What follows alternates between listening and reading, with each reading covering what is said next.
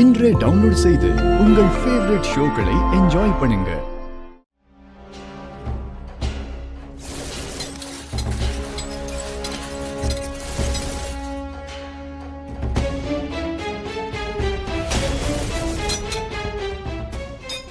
ஏய் கூட்றா சரிண்ணா.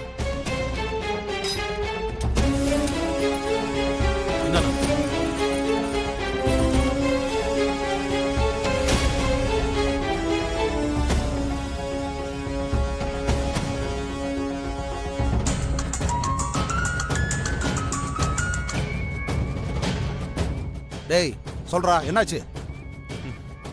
நான் சொன்ன மாதிரி எல்லாத்தையும் பண்ணிட்டீங்கல்ல? பண்ணியாச்சுண்ணே.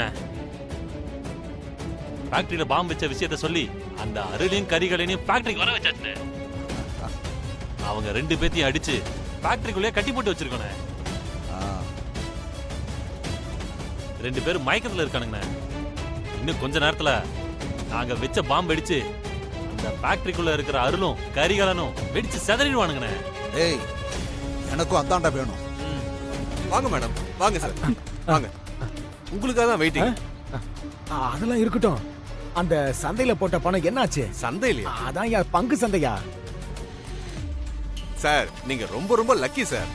கரெக்ட் டைமுக்கு உங்க பணத்தை இன்வெஸ்ட் பண்ணதுனால மேடம் கால்குலேட் பண்ண மாதிரி நீங்க போட்ட அமௌண்ட் பல மடங்கு அதிகமாயிடுச்சு. அப்படியா? மேடம் சொன்ன மாதிரியே 50,000 2 கோடி ஆயிடுச்சு. ஐயோ பணம் எங்க? இருங்க சார், வெயிட் பண்ணுங்க. அதை கொடுத்துட்டு போலாம் தான் வந்தேன். கொடுங்க கொடுங்க.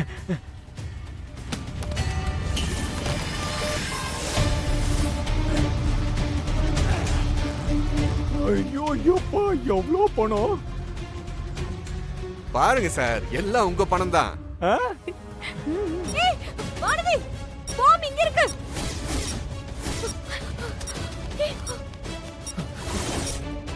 இன்னும் ஒரு நிமிஷத்துல பாம்பு அடிச்சிரும். என்ன பண்றது? இத நான் பாத்துக்கிறேன். ஏய் நந்தினி வேணாம். ஏய் நந்தினி என்ன பண்ற? சந்திரி என்ன பண்ற? நந்தினி நில்லு நந்தினி.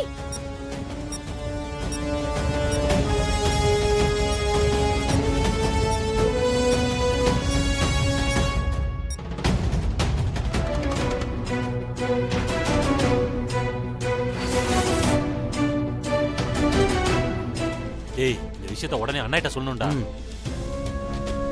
என்னடா அந்த ஃபேக்டரி சுக்குநூறாகி அந்த 2 பையலும் செத்து போயிட்டானுங்களா? இல்லண்ணா. இல்லையா? என்னடா சொல்ற? ஃபேக்டரி பாம்பு வச்சாச்சு, அந்த 2 பையலையும் ஃபேக்டரிக்குள்ள கட்டி போட்டுக்கன்னு சொன்னீங்க. ஆமாண்ணே. ஆனா பாம்பு வெடிக்கிறதுக்குள்ள உங்க பொண்ணும் அந்த கரிகாலம் பொண்டாட்டியும் இங்க வந்து அவங்க 2 பேத்தையும் காப்பாத்திட்டாங்கண்ணே. முட்டா பையல்களா? அவங்களேடா உள்ள விட்டீங்க? அவங்க வந்ததே எங்களுக்கு தெரியாதுண்ணே. நாங்க பார்க்கலண்ணே. ஏய் உங்களை போய் நம்பணும் பாத்தியா? என்னைய சொல்லணும். ஒண்ணுக்குமே லாய்க்கு இல்லாதவனுங்க நீங்க. போன வைக்கடா. இனிமே என் மூஞ்சிலே முழிக்காதீங்க. ச்சே.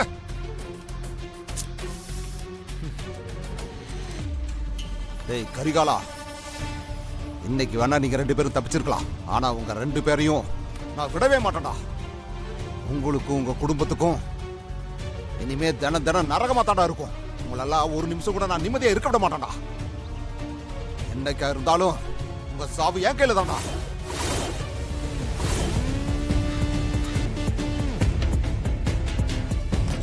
அக்கா அக்கா அக்கா அக்கா.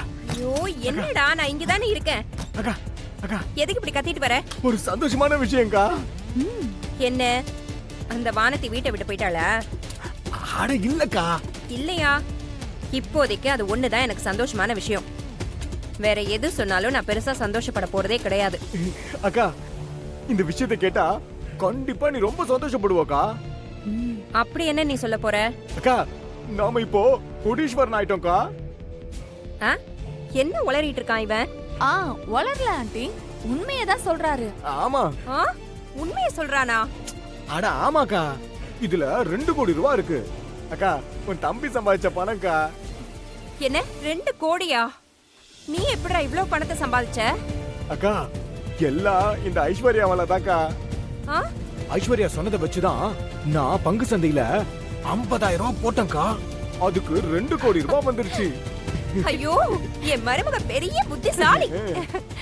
டேய் வீரையா, நீ எனக்கு தம்பியா பிறந்ததுல உன் வாழ்க்கையில இன்னைக்கு தாண்டா ஒரு உருப்படியான காரியத்தை பண்ணிருக்க. வெக்கமா இருக்குக்கா. இந்த பணத்தை பத்தி நம்ம வீட்ல இருக்கிற யார்கிட்டயும் மூச்சு கூட விடாத.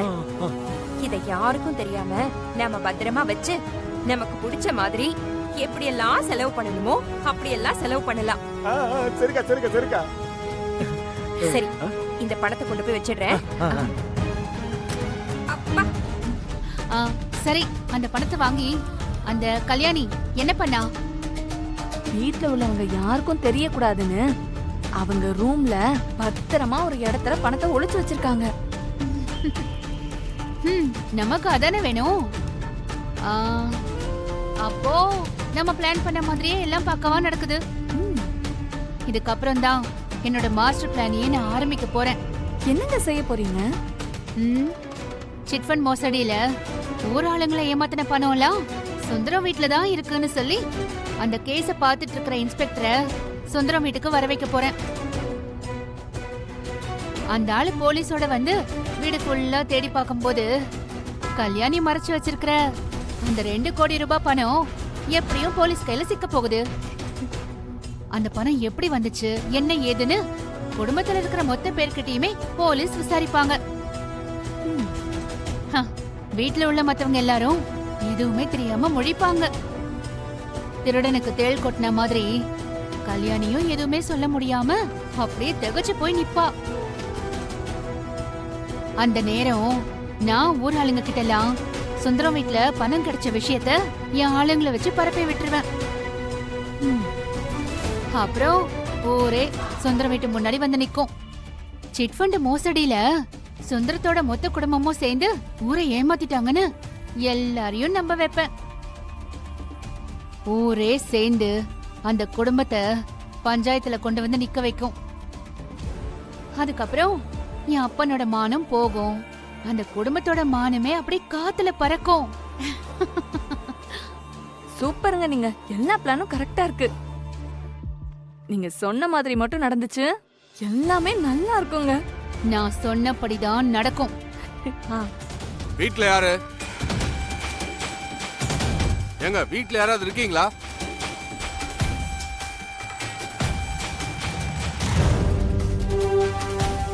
உள்ள வாங்க சார். வாங்க சார்.